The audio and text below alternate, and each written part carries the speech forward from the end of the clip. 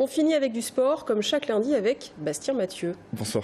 Et aujourd'hui, on va parler de foot, avec encore une défaite pour le TFC ce week-end qui a encaissé 3 buts face au Gazélec d'Ajaccio. C'est la 5e défaite consécutive, ça ne s'arrête pas pour le Tour FC et c'est donc le GFC Ajaccio qui s'est imposé à la Vallée du Cher, une défaite 3-0.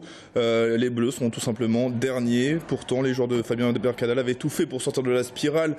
Mardi, ils ont passé leur soirée ensemble, ils ont fait une mise au vert dès le jeudi. L'objectif, évidemment, créer une cohésion de groupe. Ça a eu un impact plutôt positif sur le match avec une bonne première mi-temps.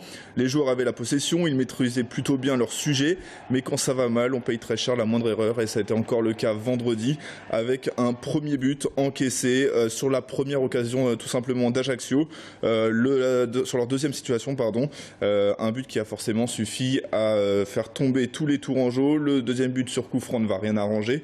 Les espoirs Tourangeaux vont s'envoler et puis un troisième but qui restera anecdotique dans le temps additionnel. Le score final est donc très lourd, 3-0. Je vous propose d'écouter l'entraîneur Fabien Mercadal. Je trouve qu'on les met en danger, voilà, c'est mon ressenti. Et puis sur la première occasion, on prend un but.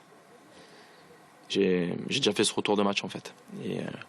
Et derrière, c'est vrai que juste avant la mi-temps, on a essayé de se remobiliser, mais on a senti que les garçons sont à chaque fois très touchés quand l'adversaire ouvre la marque, même contre le cours du jeu. Donc du coup, rien ne va plus au TFC là, qui sombre. On a l'impression que le navire TFC sombre. La question, c'est est-ce qu'il y a des solutions finalement ? Alors, ils sont en train d'en chercher. En tout cas, une chose est sûre, c'est qu'ils ont encore une fois passé beaucoup de temps ensemble. C'était notamment le cas après le match avec une nouvelle réunion de crise, entre guillemets, avec la direction, l'entraîneur juste après le match. En tout cas, ce qu'on peut dire, c'est que Jean-Marc Ettori continue de faire confiance à l'entraîneur Fabien Mercadal. Il a d'ailleurs dit dans un communiqué sur le site, certes très maladroit, mais ça conforte en tout cas la place de l'entraîneur. Un stage encore s'était envisagé, mais il n'aura pas lieu. Parmi les nouveautés, il y a donc eu l'arrivée de Philippi au poste de défenseur. Il a même été directement promu capitaine alors qu'il venait seulement depuis 4 jours. Un gage de confiance qui a plutôt rassuré, mais qui n'a pas suffi évidemment. En tout cas, il fait du bien. On sent qu'il peut aider ces jeunes dans la mission sauvetage.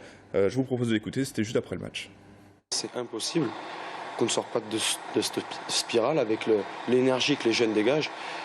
Et l'envie de bien faire, c'est impossible.